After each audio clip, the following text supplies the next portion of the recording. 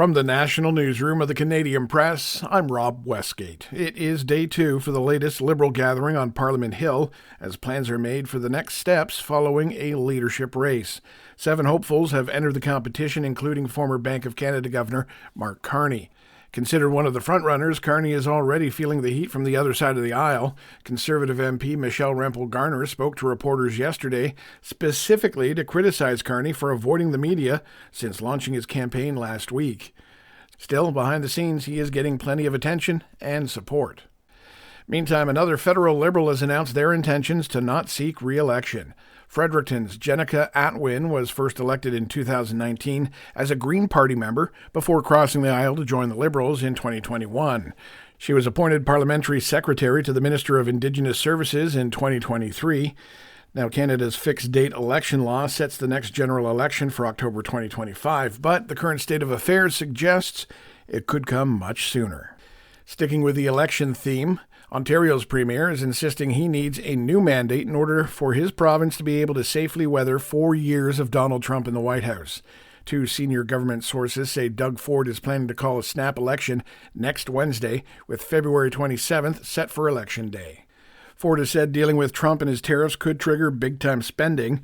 Opposition officials say going to the polls is not necessary because they would likely be willing to back whatever stimulus spending is needed.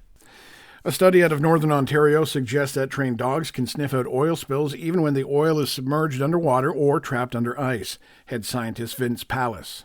This is the first time dogs have ever been used to detect oil that's submerged or under ice. I mean, the 100% identifications of the other 2 oils and the 0 false positives were extremely astounding, I thought. It's incredible that the dog can detect it. The star of the study was 6-year-old Springer Spaniel Poppy, who came up from Texas to carry out the tests at Ontario's Experimental Lakes area, which is a freshwater laboratory near Kenora, run by the International Institute for Sustainable Development.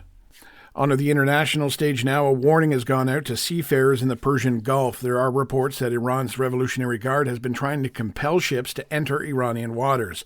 Now, while Iran has had a history of harassing and impounding vessels, it hasn't directly launched many such attacks recently.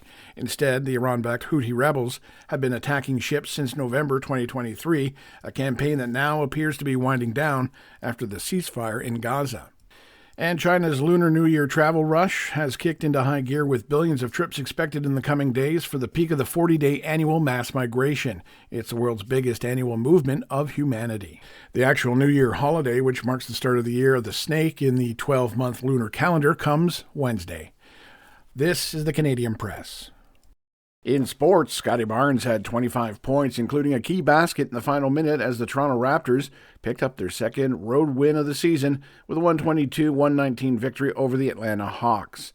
Elsewhere, Canada's Shai Gilgeous-Alexander is an all-star starter for the second year in a row. LA Lakers star LeBron James is also on the list of starters.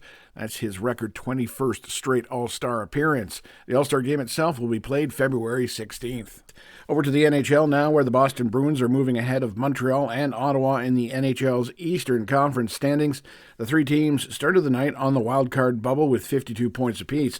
The Bruins shut out the Senators 2-0, and the Canadiens dropped a 4-2 decision to the Detroit Red Wings. And finally, Zach Hyman had 2 goals and an assist as the Edmonton Oilers defeated the Vancouver Canucks 6-2, while Jonathan Huberdeau had a goal, 2 assists, and was +4 to lead the Calgary Flames to a 5-2 victory over the Buffalo Sabres.